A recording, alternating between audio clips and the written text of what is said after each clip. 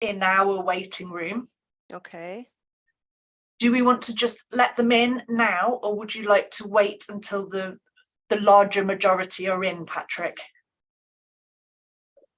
Give it a couple more minutes, and then we can see where we're going with this.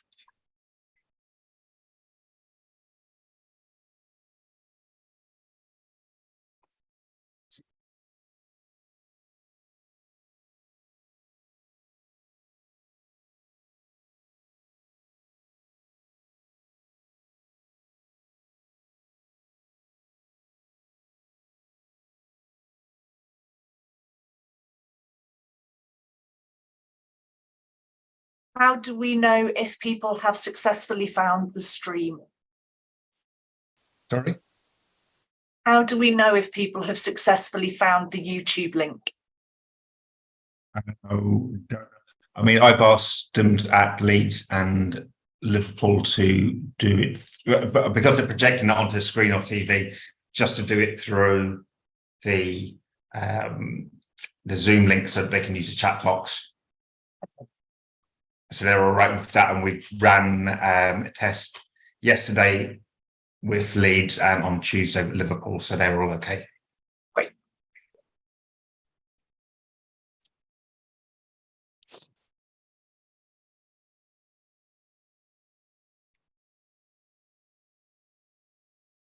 So we've now got 20 people in the waiting room.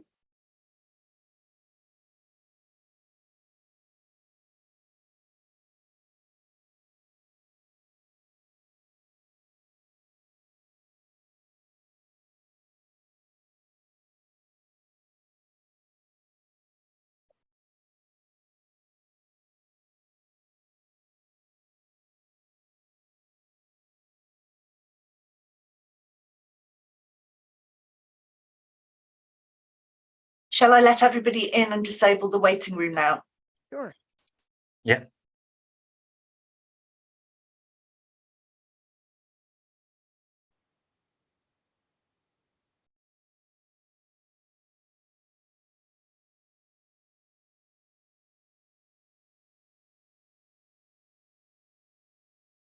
Hello everyone, and welcome to this event today as part of Liverpool Irish Festival. I'm delighted that you're all joining us. We'd love to see your faces on camera if you're happy to join us that way, but we do understand that people may wish to stay off screen. Whichever you are most comfortable with is fine with us. The event itself is being live streamed now on YouTube and also being watched in some rooms across the north by groups of people who wanted to come together to see us today.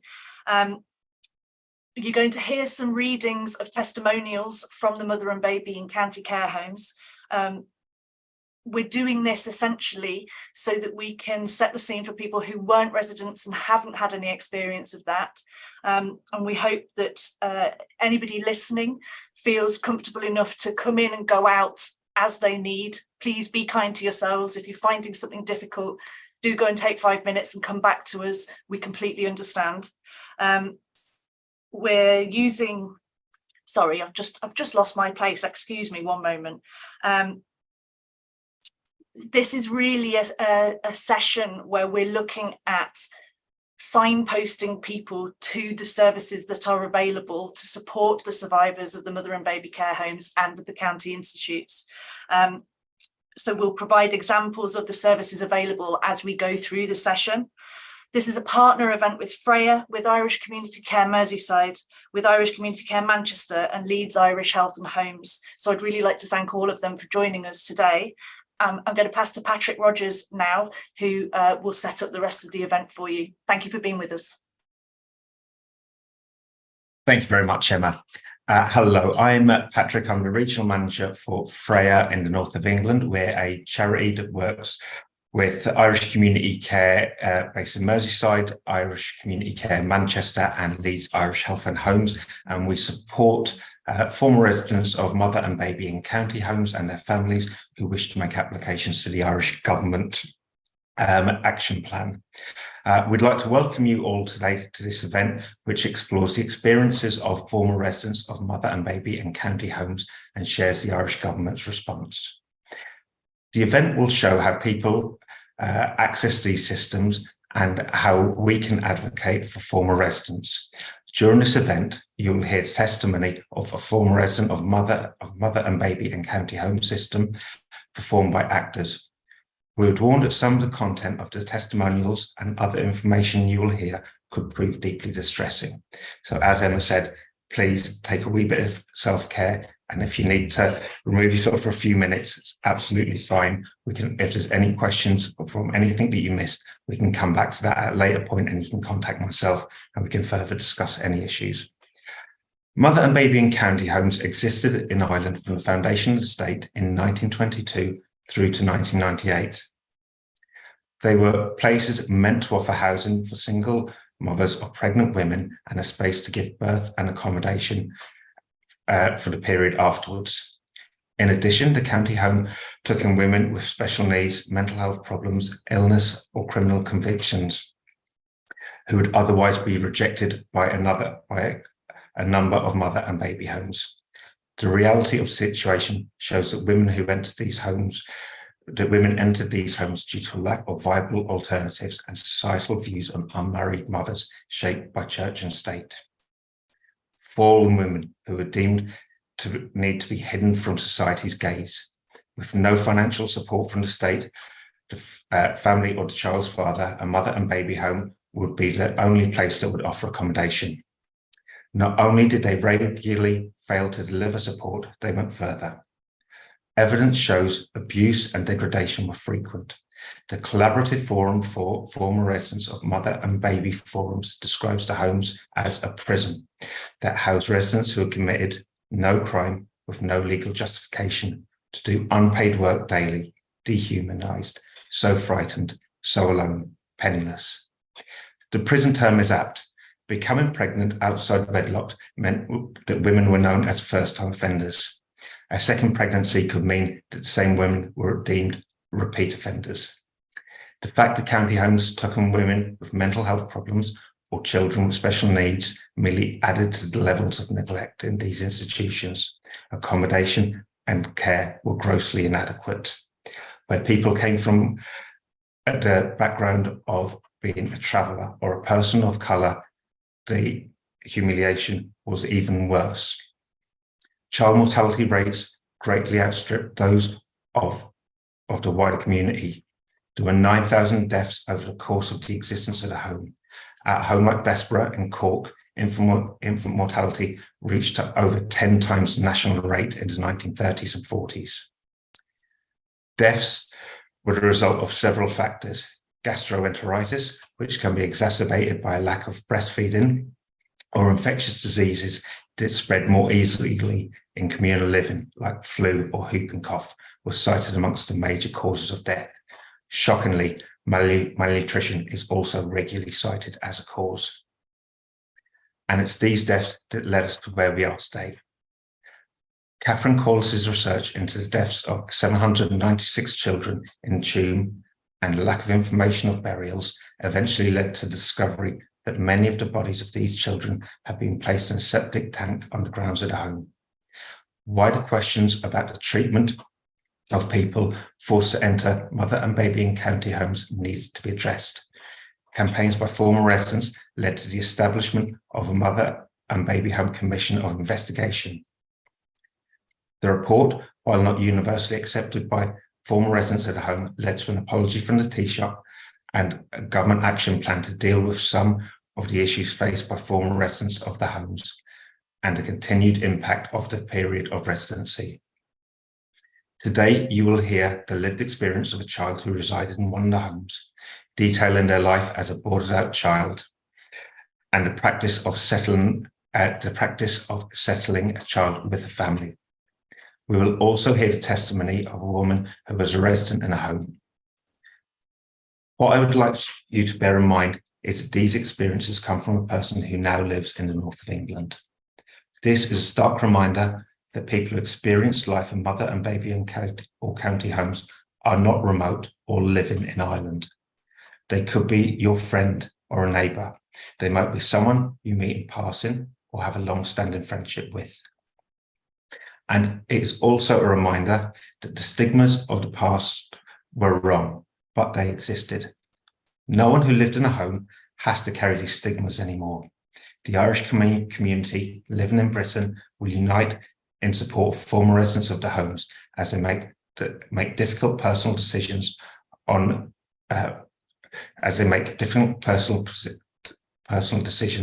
the application to the Mother and Baby and County Home Programme. I'll now hand you over to the first speaker.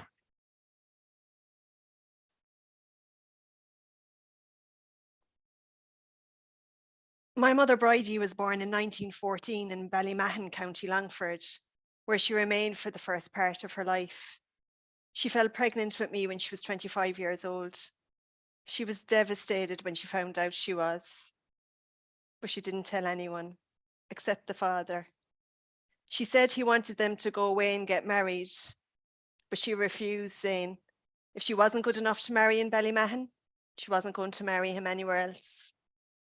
So she finished it with him and still didn't tell anyone. She continued working her job at Colonel King Harmon Estate, riding her bike every day. When her pregnancy started showing, she wore tight corsets and baggy clothes. Then at what got near her time, she left the job and went to her sister Manny's house in Mullingar, County Westmeath. On the night that I was born, Manny had to walk several miles in the snow to get the midwife. I'd arrived at least 2 hours before they arrived back. My mother said Jimmy, Manny's husband, came into the bedroom earlier and put a coat over us. It was so cold. She was really worried. She thought I might die and she would be blamed for killing me. But obviously, I was a survivor and I was okay. They were embarrassed my father wasn't there, so they told the midwife he was a soldier in the army. She registered my name as Mary Teresa Kelly, father Lawrence Kelly, and mother Bridget Kelly. She never told anyone. Consequently, my legitimate birth certificate wasn't found until I was 23 years of age. When I was a month old, my mother came back home to Ballymahon to tell the family about me and ask if she could bring me home. When she got home, my Aunt Margaret wouldn't allow her in. She said she'd brought disgrace on the family by having an illegitimate child. My mother was set down at the side of the road when a lady who lived nearby heard me crying. When she found out why, she went to the house and really told them off. After that, they let us stay. As far as I'm aware, my mother went back to work and my grandmother and the younger sisters looked after me. Everything changed when my mother got pregnant again. This time, she had to go to the county home in Longford and take me with her. On June 19, 1942, my sister, Margaret Mary, Peggy, as she's now known, was born. I only have very vague memories of being there. I can recall a fight between my mother and another girl. I remember being very frightened and keeping my arms around Peggy in case she got hurt. They were hitting each other and pulling in each other's hair. I don't know how long the fight went on, but it had a lasting effect on me. The room where they fought was very big, with a massive fireplace and a row of seats on either side. The older women sitting there. I think the children and elderly residents were kept together in the room, which surprises me now. When we went into the home, my mother told me I was really cute with blonde curls. And the nurses used to have me singing the songs made popular by Shirley Temple, the child actress of the time. They started calling me Shirley, and that's what I've been known as ever since. When I was about 4, I was boarded out to a farming family in a place called Ballinamuck in County Longford. My mum used to work in the hospital part of the home and got paid, so she bought nice clothes for us. She said I looked lovely with a pretty dress and ribbons in my hair when the boarded out foster parents came for me. I have little memory of my time with them, except being really frightened by a big turkey cock in the farmyard and also being scared of the pigs. The kitchen had a big open fireplace, which I remember looked really black and had a crook across with cooking pots and kettles hanging down. My mother was allowed to visit me, And when I was there for some time, she got the chance of a lift with an ambulance man who had to go to Ballinamuck with a patient. She told me years later, when I met her for the first time, what a shock it was when she got to the farmhouse. She said there was no one around. The door was open, so she went inside the big kitchen. The only one there was a small child, standing, rocking a baby in a cradle. She asked the child where Shirley was, and I said, "I'm Shirley." She didn't recognize me. She said I was standing in my bare feet and filthy clothes and had no hair on my head. She was so upset and couldn't believe what they'd done to me. They had shaved all my hair off and I was filthy. She wanted to take me back to the home there and then, but the ambulance man wouldn't let her. She cried all the way back and was inconsolable when she reported how she'd find me to the matron in the county home. The matron went herself to the boarded out parents and brought me back the next day. For a long time after that, I wore a pixie hood so that no one could see I didn't have any hair. The second time I was boarded out, it was to an elderly couple from Edgeworthstown, County Longford. She was a widow who had never had any children, and he'd not been married before.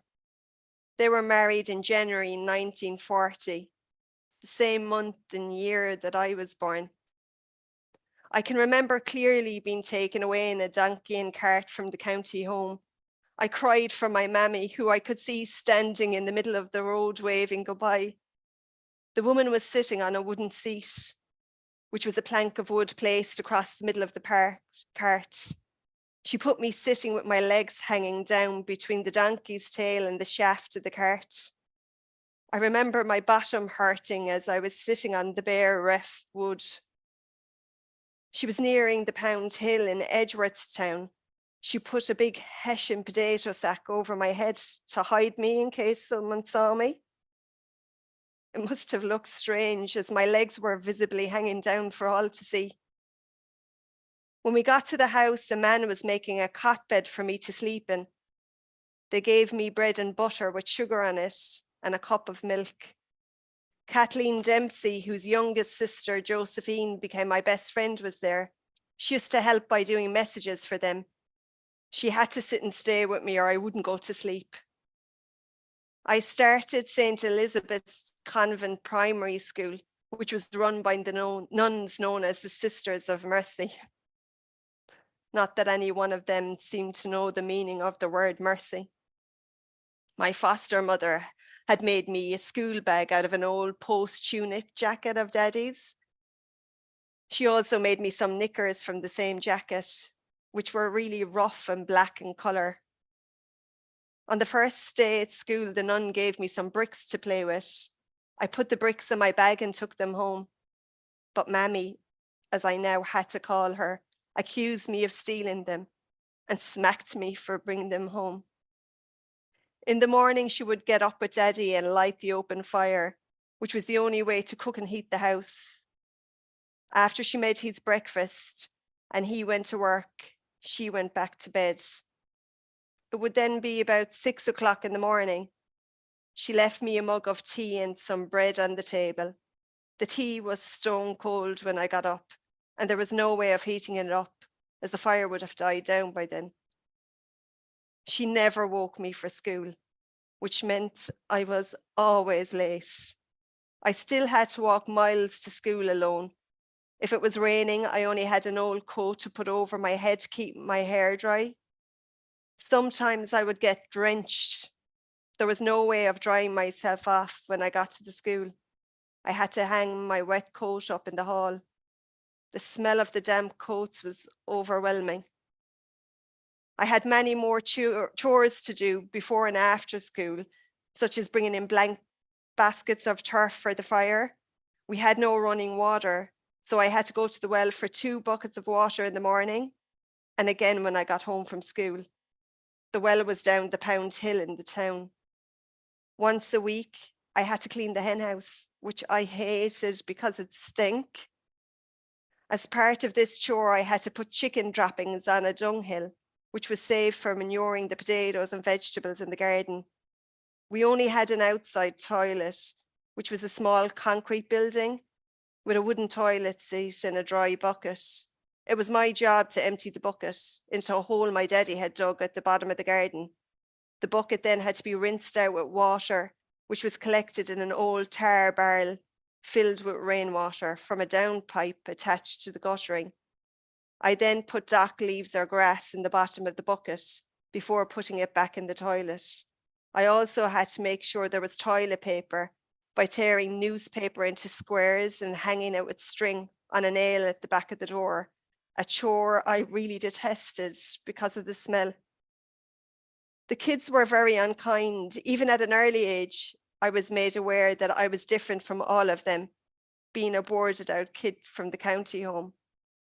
No one would play with me, and I felt so unhappy and embarrassed about who I was. I never wore shoes in the summer, except go to mass on Sunday. Then it was white canvas slippers. Sometimes when the men had resurfaced the roads, my feet would be covered in tar. Mammy used to wash them off with a scrubbing brush whilst I was standing in a bucket of cold water. If I cried because she was hurting me, she'd wallop me on the legs with the wooden back of the brush. The school lunch she gave me was always the same. 2 thick slices of bread with a hard lump of stark margarine in the middle. It was impossible to spread stark. It was so hard, and there was no such thing as sliced bread in those days. It was usually what was called the heel of the loaf, which was days old, plus a sauce bottle with cold tea in which you could still smell and taste the sauce when opened. I never ate the bread, but I threw it across the wall every day. To this day, I hate the smell of stark margarine, and I still dislike cold tea. I don't recall much of my early years with my foster parents. I now had to call them Mammy and Daddy, and I was known by their surname, so I was now Shirley Heavey. The kitchen was the main living area in the house and the only room with any heat from an open fire. The fire was used to cook, bake, boil water, and heat the room. My daddy was a postman and started work very early, which meant we all went to bed early, but not before we knelt down on the cold concrete kitchen floor and said 5 decades of the rosary. They were Catholic and very religious. At school, there were prayers before and after each lesson. Then at 12 o'clock, we had to say the Angelus, plus prayers before we went home. At home, I never had any books or toys to play with. The only thing I remember was when I was very young, the lady next door gave me a rag doll with a painted face, and Daddy made a doll's pram from a wooden cheese box. He put polish tins lids for wheels and a string to pull it along. I really cherished that doll and pram for a long time. I also got a tin whistle and an apple from Santa one Christmas. But that's all I ever had. As I'm recalling this, it still makes me feel so sad for how I was treated and what I had to do as a small, sensitive child. I feel real pain and regret for my lost childhood. Ireland in those days was completely ruled and controlled by the Catholic Church. More so than the government. That came and went, but the Catholic Church had to be adhered to at all times. You were taught there was only one true faith, and that was the Holy Catholic faith. Although the Church taught that Jesus was all merciful and that our Heavenly Father loved us, there was no love or respect shown by the priests or nuns. Instead, it was all fear of hellfire and damnation. You were expected to live a pious, modest, chaste life, even though you might not know what any of those virtues were or understand what they were talking about. Even as little kids, girls had to keep their knees together, pull their dresses down to cover their knees when they were sitting down. Otherwise, they were committing the sin of immodesty. I'm not sure how old I was, but I think I must have been 5 or 6. As I now know, my little sister Peggy was still in the county home when my mother absconded from there and couldn't be found. My daddy set me down and took me by the hand and then told me that my mother had run away. And although they had searched, she couldn't be found. The Garda, the Irish police, had searched everywhere for days. So he said that I was now an orphan, but not to worry, as they would look after me. Mammy spoke up and she said, "She's not an orphan, she's a bastard." He gave her such a look. I could tell he was annoyed. I hadn't heard that word before, but I could never forget it. As from then on, that's how she always referred to me. As Biddy Clan's bastard. I also now know why the Garda couldn't find my mother. She went across the border to Northern Ireland. Mammy originally came from Longford, which was the county town. She liked going shopping there and she would take me on the bus. On the way, we had to pass the county home, which was a big grey, foreboding-looking building. Every time we went, she would threaten to put me back in and leave me there. I used to feel sick in my stomach with worry. I had a crick in my neck from looking in the opposite direction each time we passed. Seeing that place was mental torture. In order to wash my face before going to school, she had cut an end piece of a bar of red carbolic soap. She left it with a rag on the windowsill beside the water barrel. The rag was what she left to dry myself with, but never a towel. In the winter, she would leave the hammer on the sill so I could break the ice and the water. Needless to say, only the minimum of face washing was done, as it was freezing. My bedroom used to be so cold in the winter that the inside of the window had thick ice on it. And sometimes at night, Daddy used to heat the cast iron pot lids on the coals of the fire and wrap it in newspaper to put in my bed to warm it. The bed sheets, which she made by sewing 4 cotton flour bags together, used to have big scorch marks from the hot iron lids, and I could smell the smoke from the scorched paper. In those days, the flour came in 100-weight cotton sacks, and the grocer had to weigh it in pounds or stones, depending on how much the customer wanted. There was no prepackaged foods, so most items had to be weighed out. Poor people use these cotton bags for sheets. She used to also put DDT on the blankets to kill the fleas. I often had flea bites all over my body when I woke up in the morning. They were red and itched like mad. I still remember the smell of the DDT. My foster parents used to lock me in my room on a Saturday night when they went to confession and did some shopping. Daddy would have a few pints of beer. Although there was an electric light in my room, Mammy took the bulb out to save electricity, so I was in bed in the dark. Mammy used to keep lodgers. We had 3 men staying who were building the new housing estate, Marion Avenue. We only had 3 bedrooms, so 2 of them slept in the same room and the other in the small bedroom, which was mine. My parents had the big room. I had to sleep on the concrete kitchen floor in a sack filled with straw. It was most uncomfortable and the straw was rough and prickly. As it was winter, it was really cold. I hardly slept. I think that's when my insomnia started, which I've had ever since. One day around this time, I came home from school and Mammy gave me a dish of Indian meal porridge with a lump of margarine in the middle. It was supposed to be my dinner. The meal was yellow maize we fed to the chickens.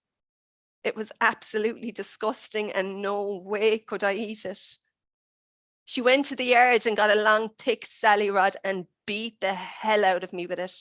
She was screaming at me while hitting me, saying she took me out of the county home and all manner of reasons that I should be grateful to her. One of the young lodgers was there the whole time that this tirade went on. He had been laid off work because it was raining. I just sat there crying. When she went out of the kitchen, he told me he'd grown up in an industrial school where he learned his trade as a carpenter. He said he was treated better there and not nearly as badly as I was. His mother had died when he was young, and he and his siblings were split up, which was the reason they went to the industrial school. Occasionally, a lady from the county home came to our house, presumably to check to see if I was okay and being cared for. I dreaded her coming, as Mammy always threatened to send me back with her. I didn't take much of the lady or listen to their conversation, but Mammy had to go into another room for something she had to sign. When she was out of the kitchen where we were, the lady would grab me and pull up my clothes to check my underwear. At the same time, she'd put her finger to her lips, motioning me not to make a sound. It was so scary as a small child, and I didn't understand what she was doing. I don't think she liked Mammy. But then not many people did. My mother used to shout at me, "I took you out of the county home and nobody wanted you." Obviously referring to my bald head. Then she would make a point of how badly the bastards, meaning the children, were treated there. But it couldn't be any worse than how she was treating me. I was so skinny and pale and puny looking. It wasn't surprising, as I was hungry most of the time. She was in her 60s and never had a child, so had no idea how a child should be treated. She used to take me grocery shopping, and some people she would talk to would often remark to her about how pale I looked. I remember one man said I looked as though I might have worms, and that turpentine was a good cure. When we got home, she filled a tablespoonful of turpentine and made me swallow it, followed by a spoonful of sugar. It's a wonder I'm still here at all. I know now it's a pain stripper, which is toxic. It was about this time she became really nasty and said horrible things to me. Like, "Look at you with your crooked mouth, and you'll end up like your old mother. She was like a bitch in heat in the field with all the dogs around her waiting for their turn." Of course, I had no idea what she was talking about, but I became really scared of dogs. Even as I was beginning to do better in school, the discrimination didn't stop. I was the only boarded out county home child in the school. I was never allowed to forget it, not only by the children, but also by the nuns. The kids wouldn't play with me at playtime, and Sister Catherine, who taught the 5th year classes, referred to me as the black sheep. Making it worse, she had to fill out a monthly attendance form along with additional information about me for submission to the county home. Frustrated by this extra work, she said I was more trouble than any other child in the school. And she had no trouble relaying this, not only to me, but to the whole class. Because I was left out of my classmates' games, I started to engage with younger kids.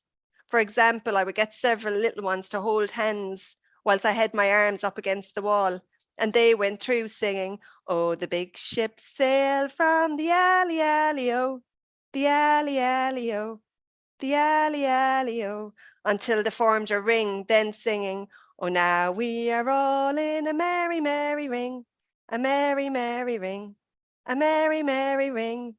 Now we are all in a merry, merry ring on the last day of September."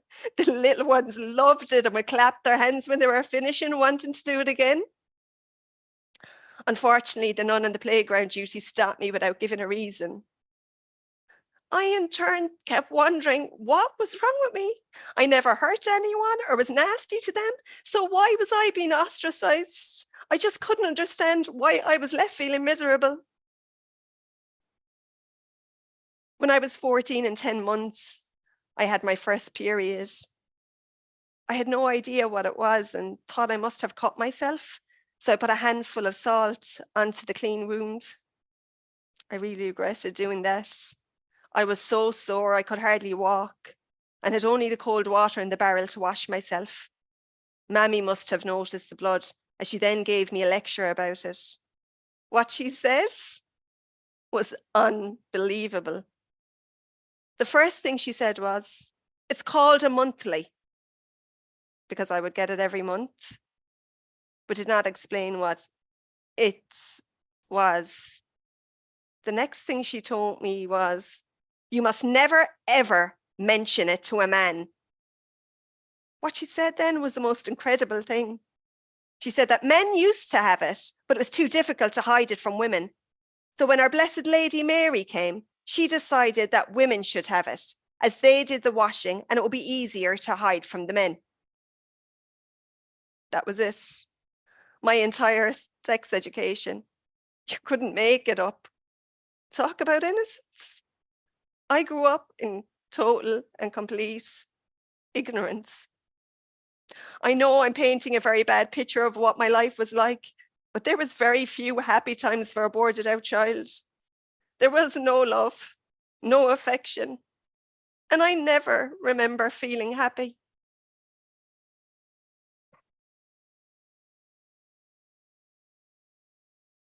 Thank you very much, Carrie, for that powerful reading. So now we're going to move on to what the government's response has been and how people can make applications and get information regarding the Mother and Baby in County Home Action Plan. Following the Commission of Investigation into the Mother and Baby in County Homes, the government produced an action plan aimed at addressing some of the former residents' concerns. There are 22 actions in this plan, and as such, it will be difficult to go into all of these today. Therefore, we will concentrate on the parts of the action plan that we have had the most inquiries about. Should you wish to discuss accessing any part of the action plan not covered here, we can discuss this separately, and my contact details will be available at the end.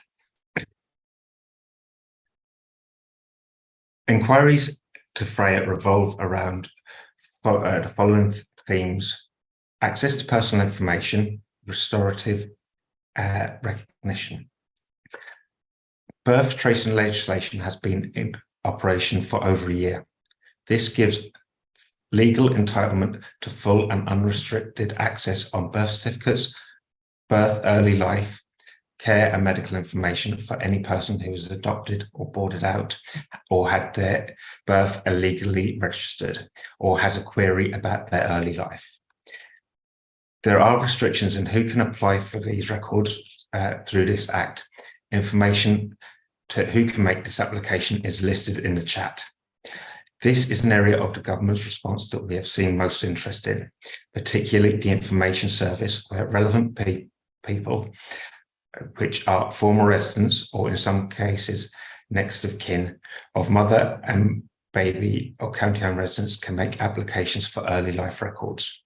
Most of the applications take place through completing a subject access request, an application to TUSLA, or through the Adoption Authority of Ireland.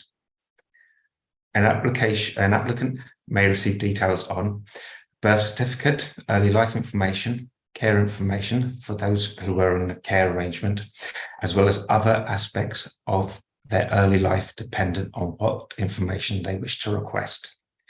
The purpose of these applications is for people to understand their origins. It is central to who they are. We will endeavour to discuss the options that a former resident of a home has in making an application and support them through that process. Former residents that we meet may require clarification on what information needs to be included in an application. Others seldom have had to complete paperwork such as this in the past and require assistance.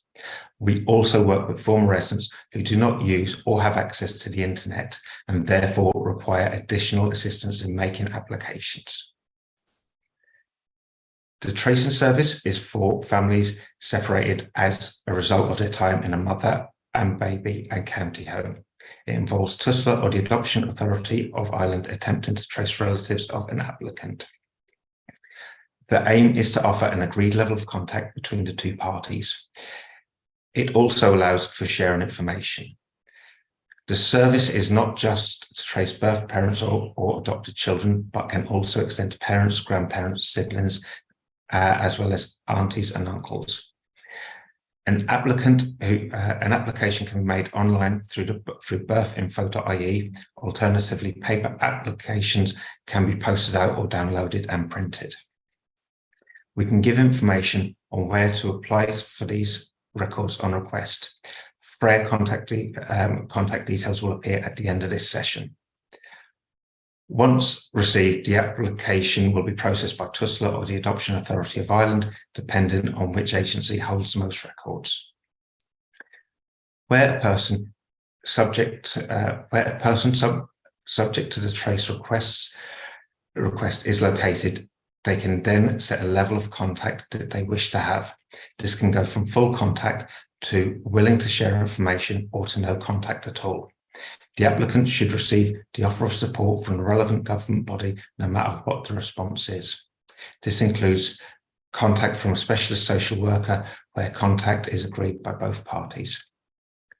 Similar to the tracing service, the contact preference register is targeted at former residents of homes who were separated from their family due to being a mother and baby or county home. The major difference is the contact preference register allows for individuals to register their names and preferences as to whether they wish to be contacted or which level of contact they would prefer in advance. Where there is a preference from an individual on the register for no contact, then this will be relayed to an applicant if there is a match made. The service should offer to facilitate contact between the two parties where this has been agreed. They can also make provision for lodging information or individual effects such as photos or personal items. Applications are made via paper forms. All of the above applications need to be supported by submission of proof of identification, such as copies of photo ID. There is also a payment scheme which is currently being set up by the Irish government. The scheme extends to both mother and baby and county homes that existed throughout Ireland. The payment scheme is a graduated scheme where the amount of time that a former resident can receive is increased the longer that the person spent in an institution. And we can give a printout of these rates to anyone who wishes to be informed of it. The payment scheme passed through the Doyle in July 2023. It's currently in the process of being set up, with the government recently requesting contact from people who may be making applications to the scheme to help shape this application. At present, we cannot advise what the application process will look like. However, the government have stated that it will not be up to individuals to prove that they were resident of a particular institution. Instead, government bodies will attempt to trace its records based on the information that they hold. However, it is advised that having access to this information would be useful. As a result, we encourage people who are thinking of applying to the payment scheme to consider accessing their early life information. A further health-related payment of €3,000 for former residents of mother and baby and county homes, as well as Magdalena laundries, is currently going through the committee stages of the Doyle. There is counselling services that are available as well. Former residents of mother and baby and county homes, as well as other institutions, can access free counselling by contacting the Immigrant Counselling and Psychotherapy Service, known as ICAP. We'll make their details available at the end of today's session, and these details are also available in the chat box. These measures and those to come may go some way to addressing what has gone before. But we must remember that the homes, the deaths, the abuse of residents who were boarded out are part of the history of our nation. A dark part, but nevertheless part of that history. Those who lived in them have their voice to tell, have their story to tell, and they should be given that voice. We will now listen to the second contribution from a former resident of a mother and baby and county home. An ambulance picked me up outside the church later and took me to Castle Pollard Mother and Baby Home. I was taken straight to the hospital on the top floor. There I met one of the sisters who was a nurse. She asked a few questions and decided my baby was due about the 15th of December. She then gave me a house name, which was Norbert. Of course, I hated it, but I had no choice. She said everyone was given a house name, so no one would know who you were or where you came from. She then gave me a floral maternity smock, which was 3 times too big for me. After that, she took me to a mother waiting room, where there were at least 16 mothers-to-be, all sitting around large tables, whether they were either sewing or knitting. I was introduced as a new patient and told to join them. Initially, when I got to Castlepollard, I had a sense of relief, as everyone was in the same boat and the pressure on me was eased. We were in bedrooms shared by 4 people. All the pregnant women stayed together. The only time we saw the others was when we went to the big dining room on the ground floor and at daily mass, which was compulsory. I settled in and got friendly with a girl who was the same age as me and expecting her baby around the same time. One of the girls whose child was in one of the nurseries was in charge of looking after the expectant mothers. It was her job to allocate work, either sewing or knitting. I opted for knitting. She gave me a pattern for a man's sweater, which wasn't easy, and the wool was a dismal colour. We weren't allowed to talk to each other at all, except at meal times. Instead, we had to recite the rosary at all times. It was so monotonous and boring. The doctor came once a week. I had to see him the day after I got there. I was really scared, as some of the girls said he was awful and quite rough. He was a huge man called Dr. Cullen. He told me I must have my dates wrong, as I was at least a month further on. He wouldn't believe it when I said my dates were right. That really upset me.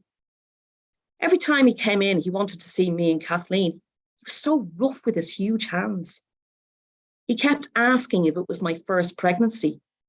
He said to Sister Aidan that he was expecting to have problems with Kathleen and me.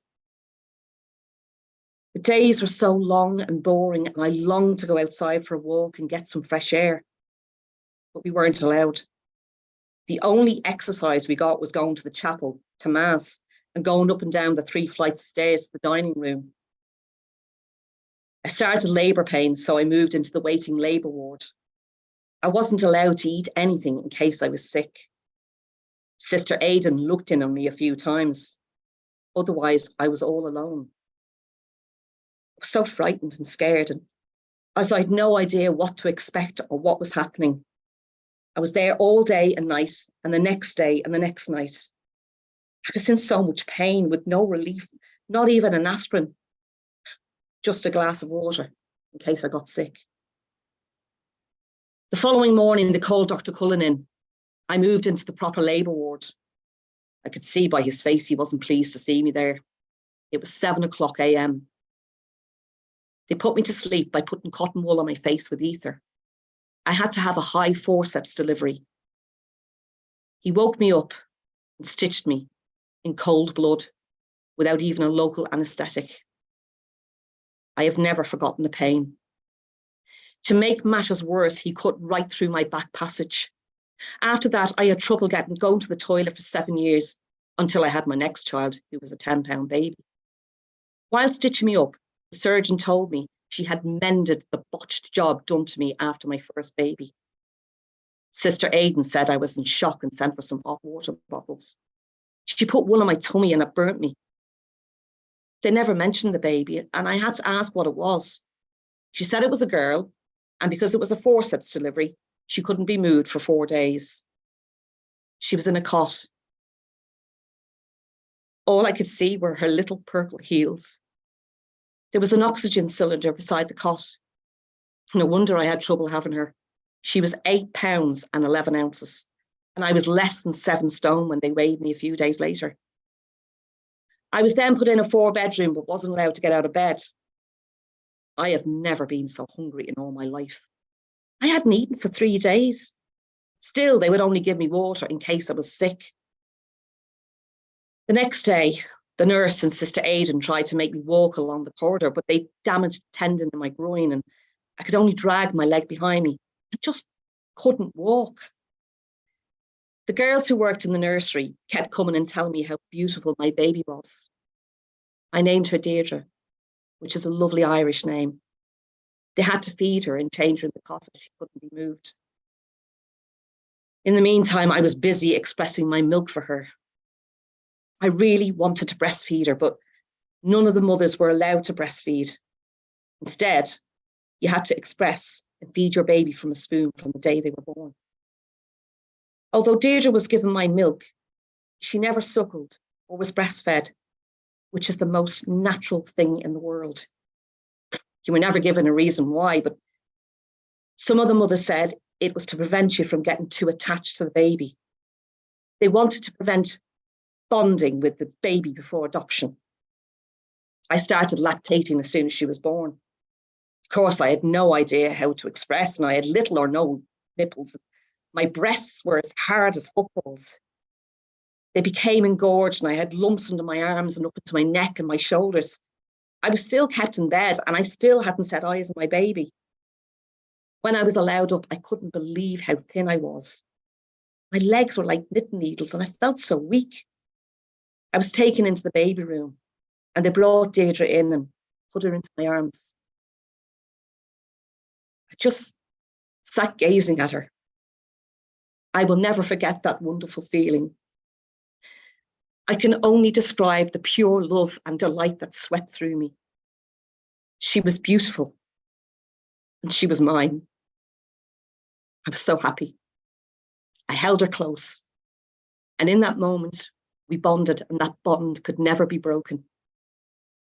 It was the first time in my life that I had felt real love, and I never wanted it to change.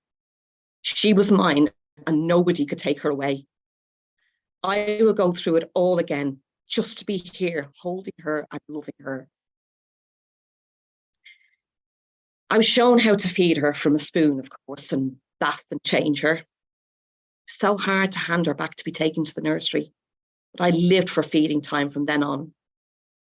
I'd always said I wanted a boy, because I'd worked out it was a man's world, and I never wanted a daughter of mine to go through what I had to go through. When Deirdre was 6 weeks old, Kathleen and I were sent to work in the laundry.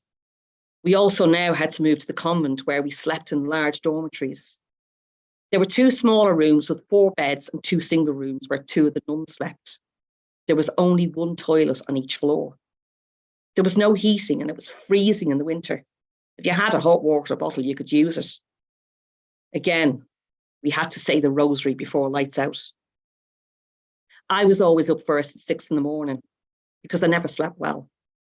I couldn't wait to see Deirdre. She had been moved now from the hospital on the top floor to the baby nursery on the 2nd floor. I got her up, changed her, got her dressed. I fed Deirdre and then put her in her cot. By then it was time to go to Mass. We were up for 3.5 hours before we broke our fast. Breakfast was always porridge, then toast and tea, before walking down to the laundry. When we went in, the smell hit you as soon as you opened the door. It was horrendous. Hundreds of soiled nappies, which all had to be rinsed before being put in huge washing machines. When they were washed, you had to peg them outside in clotheslines if it was fine, or if it was raining, they were hung on heated pulleys. There were 4 on either side of a coal-fired burner. This had to be done really fast, as they soon cooled down, so it had to be pushed back in dry. Everyone's laundry had to be done, including the nuns. Their clothes were washed in a separate machine. Each nursery's laundry was all washed separately.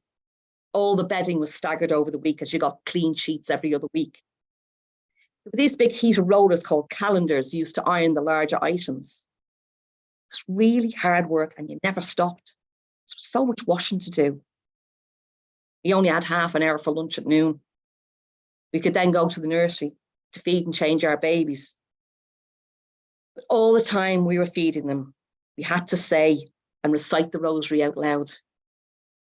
They were obsessed with praying. When Deirdre was 4 months old, the time between feeding was extended to every 4 hours. This meant I only had 3 nursery visits a day rather than 4. Early morning, lunchtime, and evening feed. I really resented not being able to feed her each feed, but I had no option. There were no exceptions. Everyone had to obey the rules. She was doing well and was always happy to see me. She had beautiful blue eyes When she smiled, her whole face lit up. Sunday was the best day of the week as we could spend a bit more time to play with our babies in the afternoon. And if it was fine, we could take them outside, which was lovely. Otherwise, the babies never got any fresh air. I was in the choir, so I had to attend benediction about 4 o'clock. I really resented having to leave her. There was a community room where we had free time between 8 and 9, and there was a TV, but it was only switched on to BBC for the evening news. Sister Isabel was in charge of looking after the mothers. She had spent some time in Scotland, so she loved to play Scottish music on the gramophone. She also opened the tuck shop once a week. So I didn't have a penny to my name. I couldn't buy anything, not even sanitary towels. We were given some towels and then we had to make our own. I embroidered my name on mine, but you never got yours back from the laundry. They were most uncomfortable to wear. Everyone called them rabbits. You were only allowed a bath once a week on a rota basis. A list was on the wall near the dining room, so you could see when your 20 minutes bath time was. If you overstayed your welcome, the next person would be banging on the door. 9 o'clock, Sister Isabel marched us all over to convent, to bed. Once it was icy and I hurt my ankle when I slipped on a drain from a downpipe. I could hardly walk the next morning. As I was limping down the 4 concrete flights of stairs, an old nun, Sister Bridget, was clapping her hands for me to get a move on and stop dawdling. I was in agony. I didn't even get an aspirin. You never got any kind of painkiller, even if you had a bad headache. You were made to suffer the terrible sin you committed by getting pregnant. We had to wear a thick cotton dress and an old-fashioned crossover overall that you put your arms through with strings that tied at the back. Everyone was dressed the same. It was like being in prison, except inmates had much more freedom. We couldn't go out, not even to the post office. If you were sent a letter, you had to leave it open and all the mail was undone before you received it. You never got paid for any work you did. They said you were paying for yours and your child's keep. I know for a fact that County Longford was paying for us both. So what we were doing was slave labour. Deirdre had her first cold when she was about 5 months and they put her in isolation. I could only see her through a glass partition. I remember looking at her, and it was the first time I noticed her eyes were really like my mother's.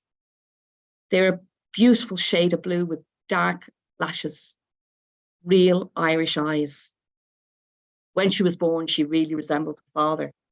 Her hair was dark and her skin was milky white. With being 8 pounds and 11 ounces, she was easy to handle. She was so solid and never floppy like the newborns. Luckily, she soon got over a cold. But now she was old enough to advance to the next nursery on the first floor. She lost her baby hair and it was now growing blonde. She's also trying to stand up and getting strong. My nursery visits were again cut to twice a day instead of 3. I made the most of every minute I had with her, but I hated leaving her. When she was 11 months, I got a letter from my foster mother. She asked me to come home to look after her and said I could keep the baby. I was elated and I jumped at the idea. I could keep Deirdre and not have her adopted. That was all I ever wanted. I never gave it a second thought and I replied immediately, thanking her and saying I would only be too delighted to come home as I never wanted to give the baby away. The nuns didn't like the idea of me taking her home, but I'd made my mind up. The first week in December, my foster mother came in a taxi to take us home. She had with her a baby jacket, a vest and a dress. The nuns didn't give me any clothes for Deirdre, except the nappy she had on. I didn't have a penny to my name, but Mammy stopped the taxi to buy another nappy. Mammy was by this time well into her 80s, sat in the chair most of the time. I managed to get social security cash of 29 shillings a week, that's £1.45 in today's money, and a free pint of milk, which I had to collect from the doctor's surgery. It was a long walk to get the milk, and I had to carry Deirdre with me as Mammy couldn't look after her. Not one person in Edgeworthstown spoke to me because I had an illegitimate baby. It hurt, but I didn't care. So proud of her, and I loved her. So out of the cash each week, I bought food and a ball of wool to knit Deirdre a cardigan and some socks. It was December and it was quite cold.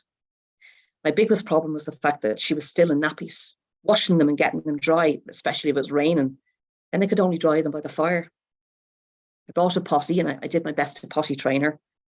There was a lot of hit and miss. I didn't have much clothing for her and I couldn't afford to buy any. Mammy wasn't much help as she only had her widow's pension. The house was paid for, so there wasn't any rent to pay.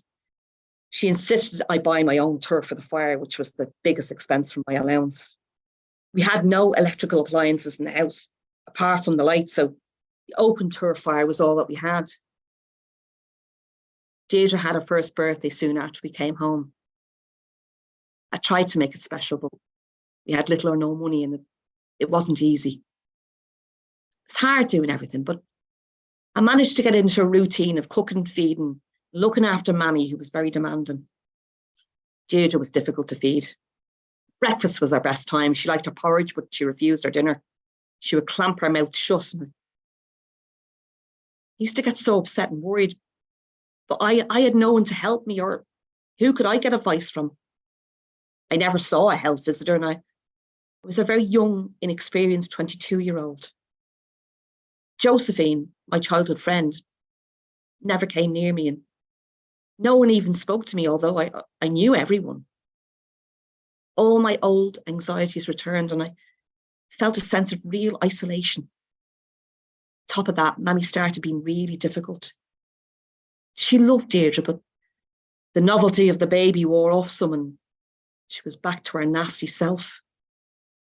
I really tried to keep the peace and made every effort to be kind to her.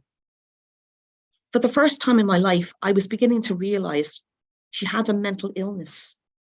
Otherwise, why would she behave like that? I really was so thankful to her for letting me keep Deirdre. It was my whole life and I loved her so much. I promised myself I'd take whatever she put me through. Deirdre was starting to talk and I taught her how to bless herself. She was a happy child and she rarely cried, but she still wouldn't walk. I put her standing at the gate and I put my hands out for her.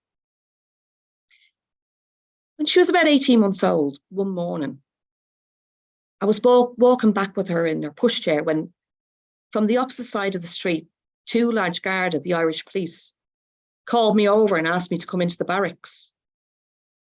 Shocked, I didn't know what they wanted with me. I stood there as one of them said they had a complaint from Mammy that I'd assaulted her. I was shocked and I said, "What do you mean assaulted?" I didn't know what the word meant. He replied that I had hit her. I said, "Do I look like someone who would strike an 80-year-old woman? No way did I ever hit her or anyone in my life." "Well," he said, "you have to caution you, but you can go now." I couldn't believe it. I was so angry and I was upset.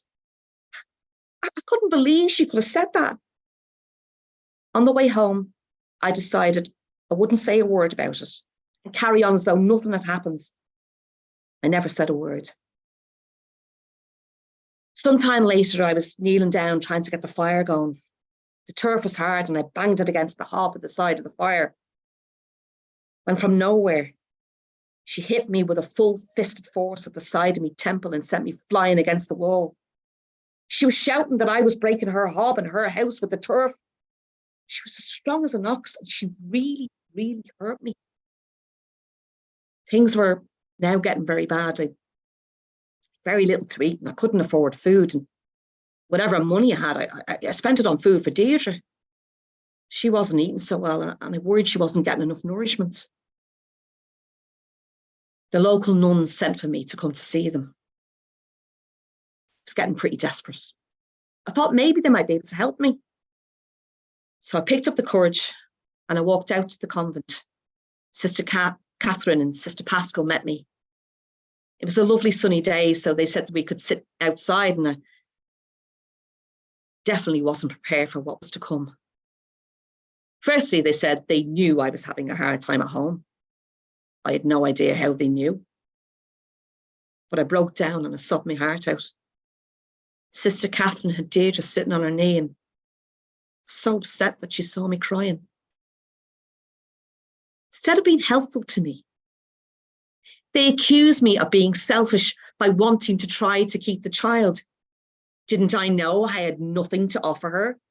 And it would be far better to have her adopted to a good Catholic family in America with parents who would love and do everything for her that I couldn't. The more they went on about it, the more I knew they were right. I couldn't work, so no one's going to employ me. And even if I did get a job, I'd no one to look after her. The worst was yet to come. They said they'd already been in touch with Castle Pollard and they'd agreed to have us back. I was shaken and I couldn't stop crying. They had no sympathy whatsoever, but kept saying how selfish I was and I wasn't thinking of Deirdre's welfare. How could I deny her the chance of being happy with two parents who really wanted a child to love? I should be thinking of her and giving her a chance for a better life than I ever had. I don't know where I got the strength and the courage to agree with them, but reluctantly, I had to agree with what they were saying was right.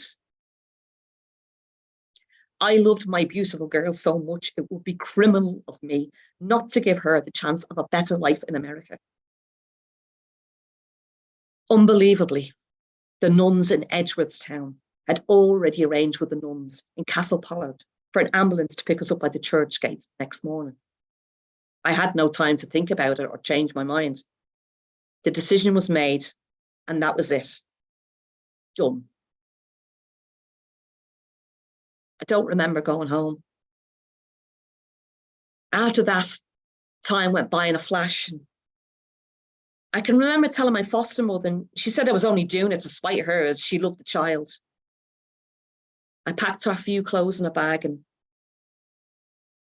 I put Deirdre in a pushchair for the last time. It was only 8:30 in the morning when the ambulance stopped to take us back.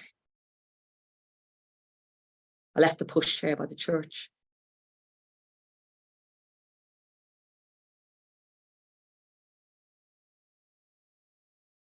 Thank you very much for that, Geraldine.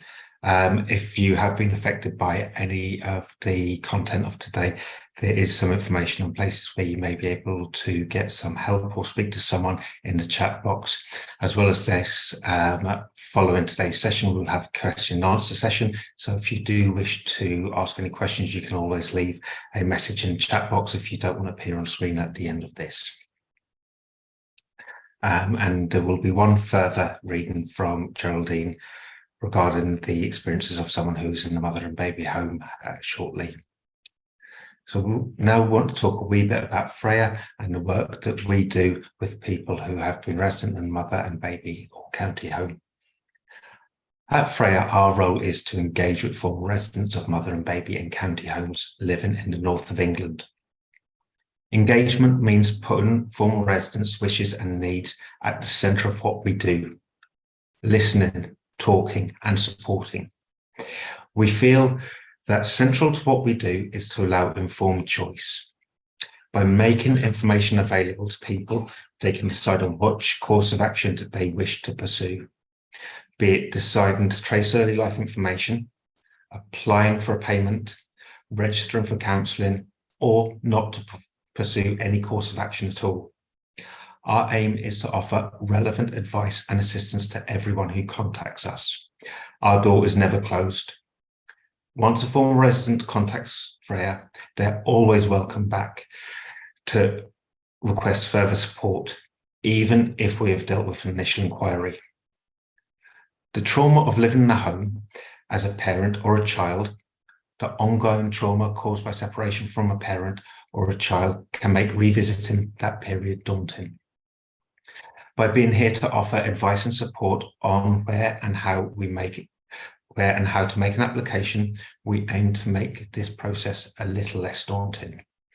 In order to put our clients at the centre of the process, we ensure that all our staff follow trauma-informed practice. We acknowledge the potential impact of re-traumatisation of former residents of the homes when obtaining information on past experience. We also understand that in order to enable clients to achieve their goals, having meetings that put their wants and needs at the centre of the process is essential. We understand that while many people had similar experiences while living in the homes, it is vital that we do not use a one-size-fits-all model when engaging with former residents. Each person we see is an individual with their very own personal experience. It is something we never lose sight of. The impact can be tangible. For example, having access to early life records can have a real positive impact on people. It can give a sense of identity that many of us take for granted. Knowing where you were born, how long you lived at a location, how long a mother or child were with you can help. It's not a panacea, but a building block. Where clients require more support to address their experiences of living in the homes, we can refer for free counselling through the Immigrant Counselling and Psychotherapy Service, also known as ICAP. When the government payment scheme becomes available, we will offer free confidential support for people to access this. For many of our clients, completing such an application can appear to be a difficult task, one that they have seldom needed to do. In such circumstances, it can be easier to leave it to one side, to the next day, to the next day, and the next. Having a team of people who former residents can have confidence in to complete the application in a sensitive, professional, and culturally informed fashion is vital. We also aim to publicise the existence of the Mother and Baby and County Home Action Plan. Unless people are aware of the existence of the programme, they will never be able to avail of it. As we live in an ever-changing world where methods of communication diversify, we aim to utilise as many of these as possible. The aim is to inform of the existence of the action plan so former residents and their family can make an informed choice on accessing this. Social media events at the Irish Centres in Leeds, Liverpool and Manchester, radio interviews and talking to traditional press have been utilised. We will continue with this and plan to grow our communication in order to reach as many people as is possible. The reason we do this is to fulfill our primary aim, to reach as many former residents or their family members as possible in order to allow people to have a choice in which information they access. When people reach out to Fréa, we are aware that we have to be flexible in our approach. We cover a large geographical area, so we're aware that we need to sometimes engage via phone, email or Zoom, as well as in person in our offices. As some of our client group have mobility issues, we can also offer home visits. Where clients give permission, we can engage through family members if they feel that this is a way of avoiding re-traumatisation. Again, engagement means ensuring that a client is at the heart of the process. As this event is being accessed from many different locations, beyond our remit, it would be remiss of me not to mention support available in other locations. Sean and Katie run the Survivors Service based at the London Irish Centre, and Rachel, who is the Irish Survivors Outreach Worker at the Coventry Irish Society. All these staff have proved a great resource for sharing experiences and improving the services that we can offer.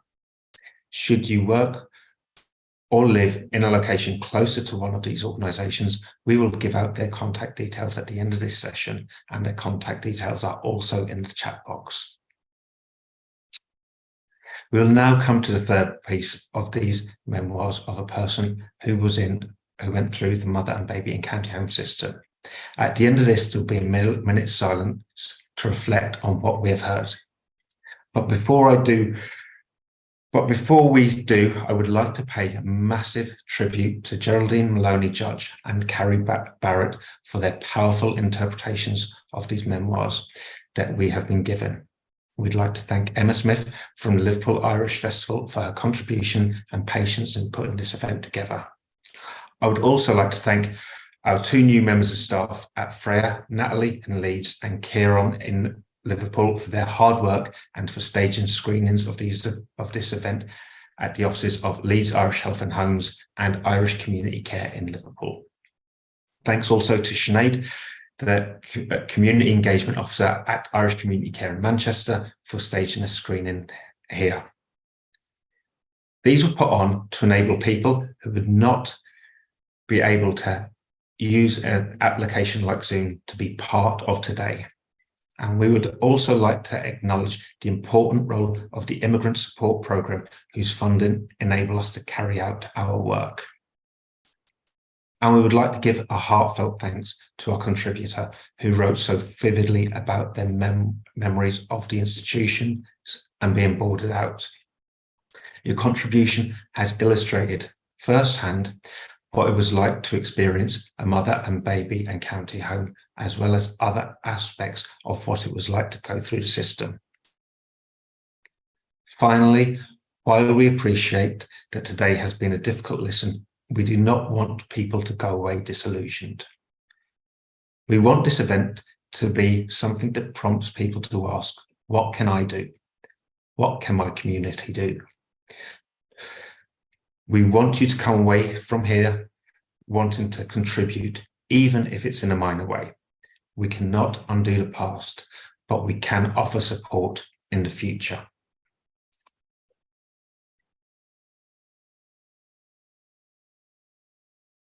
I was a wreck on the journey to Castlepollard. Deirdre was happy. It's only the second time she'd been in a motor vehicle and she liked it.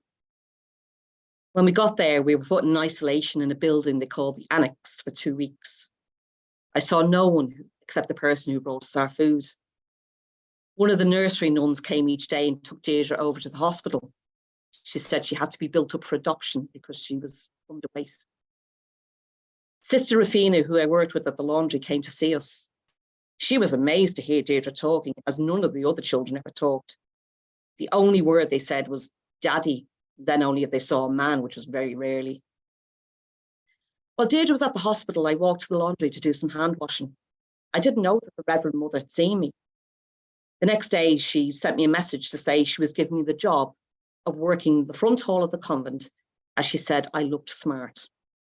The job was answering the door to all the visitors and also cleaning all the offices and the 2 sitting rooms. Our time in isolation was up. Deirdre was then taken to the nursery for the older children. This meant I was only allowed to see her once a day, first thing in the morning for half an hour. I was so worried about her. There were about 20 children there, and she was frightened of them. Some of them were big, including 3-year-old twin boys who were identical and had ginger hair. One of the girls, Rita, who I'd known from before, she worked in the nursery. Her little girl, Noli, and Deirdre were the same age. Rita promised to look after her for me. She knew she was scared and the children were really noisy. I started my new job in the convent, but I didn't know it was a prestigious appointment. There was a lot of resentment from some of the women that I got it, as I'd only just come back. Really, it had nothing to do with me. I was only doing what I was asked to do. The work was definitely easier than the laundry. Mass was at 8. Whichever of us was on duty had to collect the priest's breakfast in the hospital kitchen each morning. It was a full Irish breakfast, which he had in the convent private dining room. It was on a big wooden tray. His cooked breakfast was on a plate which had a reservoir filled with hot water to keep the foods hot. I, being small in skin and bones, struggled to carry it. The days were long, but there was always plenty to do. But I kept worrying and wondering how Deirdre was doing. The half hour that I was allowed to see her seemed to go in a flash. 6 in the morning was so early, but all the children had to be up by then.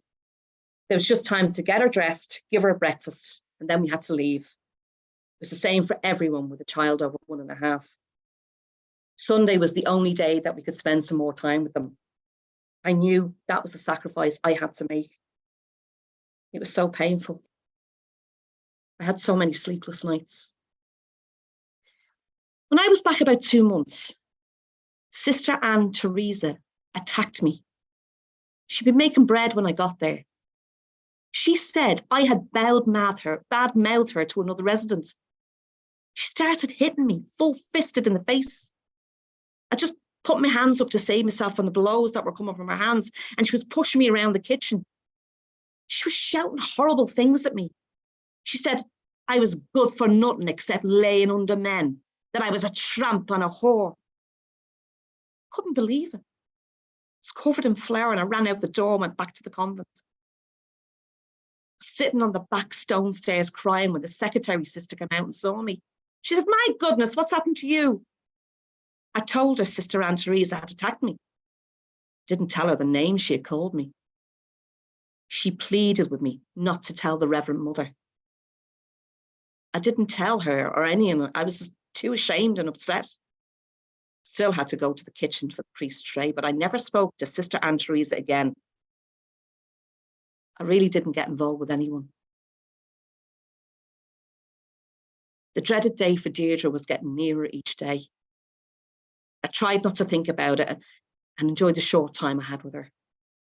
Rita said she had settled and was better with the other children now, but she still clung to her. I thanked her for being so good to her. Every other week, the nurse and one of the sisters took 2 or 3 children to the passport office in Dublin.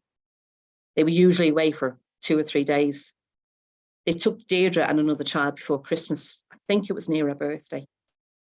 It was quite late when they got back and everyone had gone to bed in the convent, but I refused to go until she got back. I put her on a potty and she nearly filled it. I wondered if she'd been for a wee all the time she was away.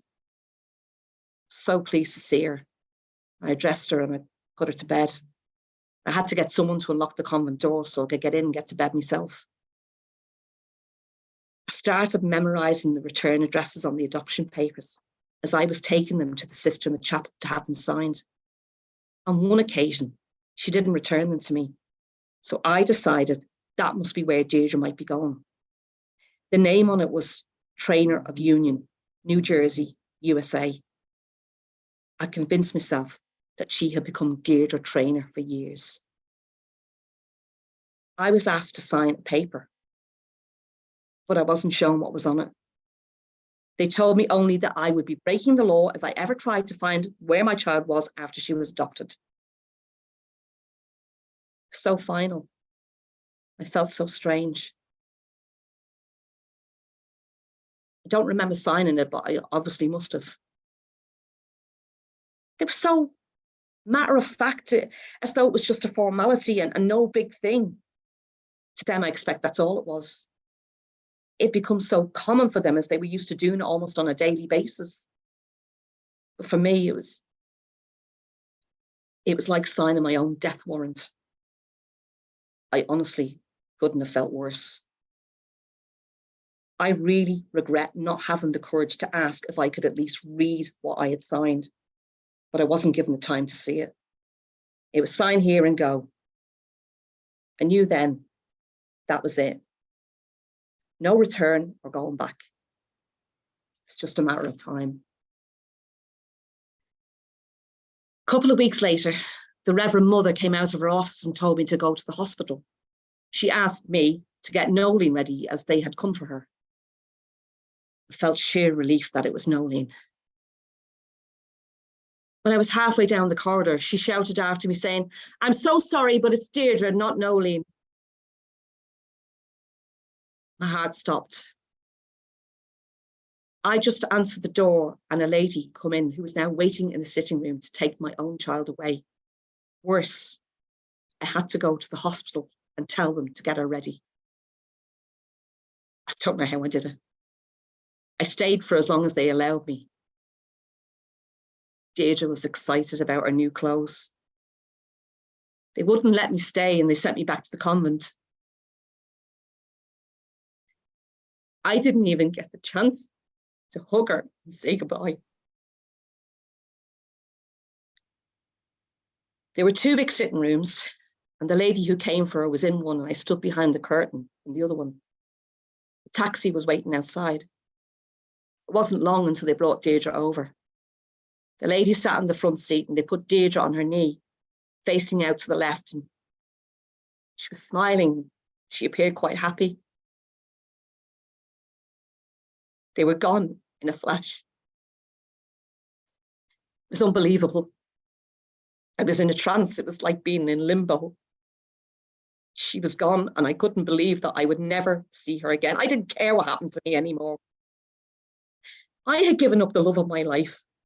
How could she ever forgive me? How could she ever believe that I did it because I loved her so much? I had to give her the chance of a better life than I could ever give her. I went into the chapel and I sobbed my heart out.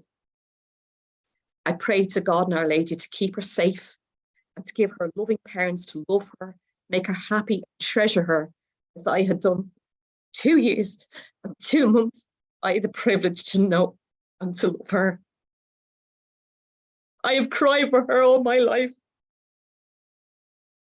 My grief was worse than death, as there is no love greater than the love between a mother and a child.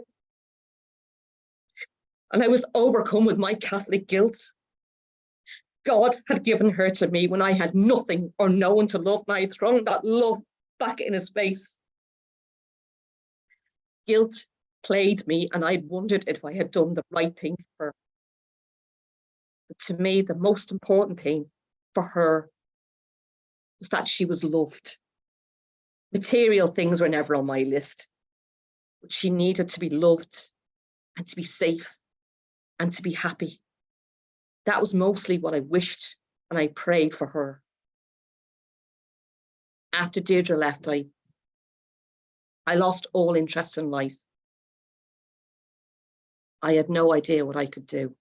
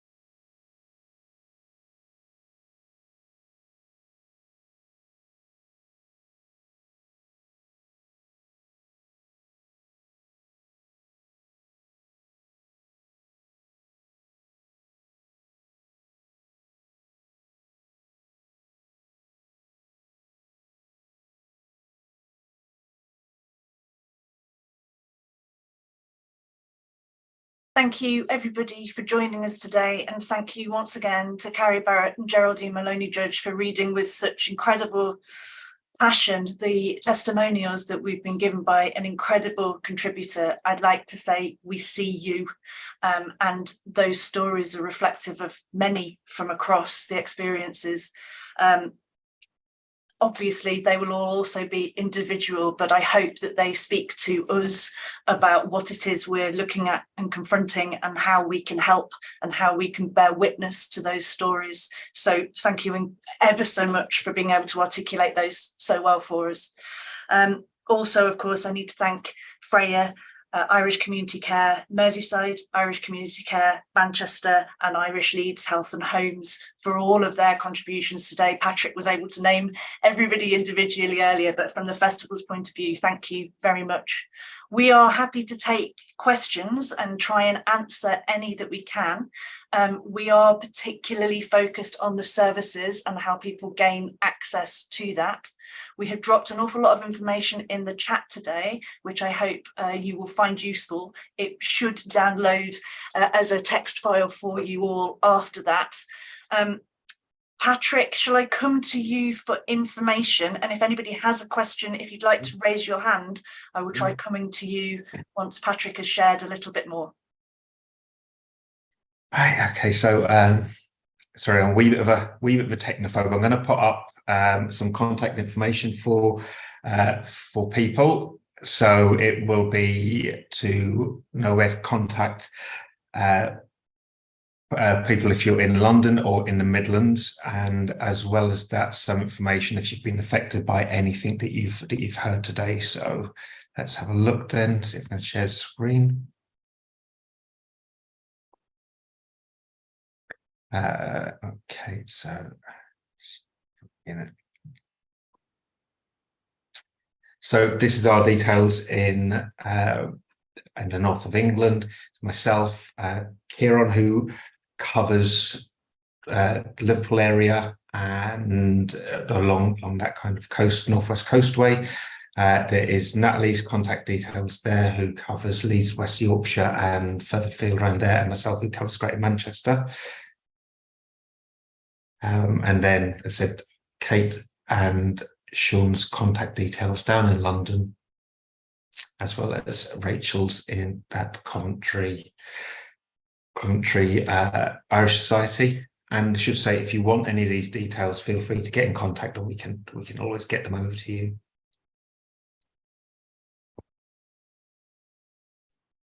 Thanks, Patrick. We'll leave that information up on the screen. I don't believe there are any questions coming in, but I would like to flag that on the Liverpool Irish Festival website, on the event page for this page, there is the live stream. I'm going to come to Ciarán Connolly just when I finish this sentence. Bear with me, I've just seen your hand, thank you. I've just dropped in a link to this event where the YouTube video of today's session is, for anybody who needed to duck out or would like to see any parts of that again. That is there. We also have transcripts of the testimonials that have been given. And so if anybody would like to revisit those at all, they are there to be read. So yeah, I hope that's all helpful. Do feel free to leave. It also has a link to another piece of writing that we've done on 10 years since the Macaleese report. So visitors today might be interested in those. Georgia, can I come to you?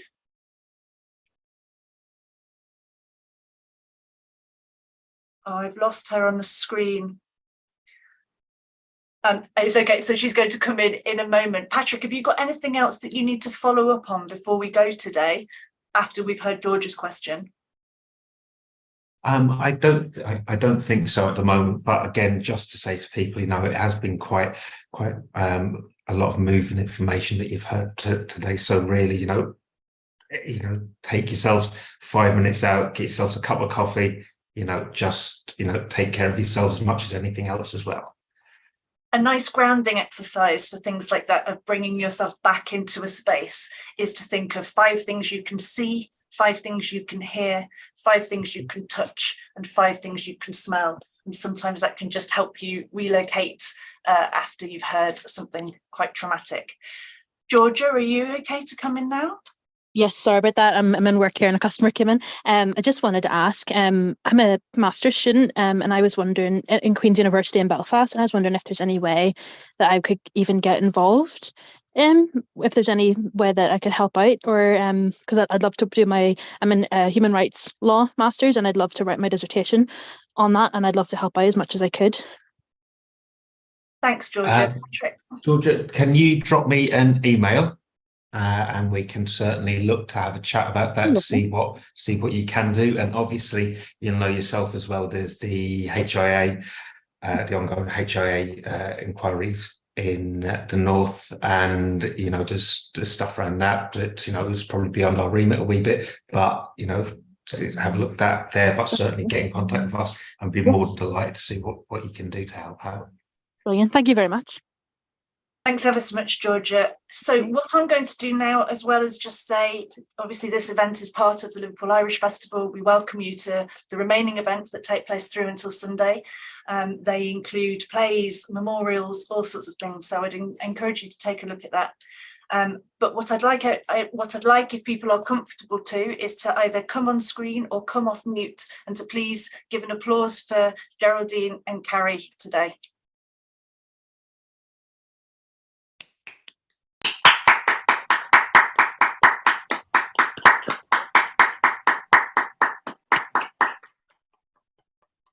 Thank you. We hope we'll see you at other Fréa events in the future, and that this has been a useful, if not just moving, but actually a useful session for everyone in whatever role you have, be it as a survivor, a carer for a survivor, a friend of a survivor. We really hope that you've found some material there that is of use. Thank you.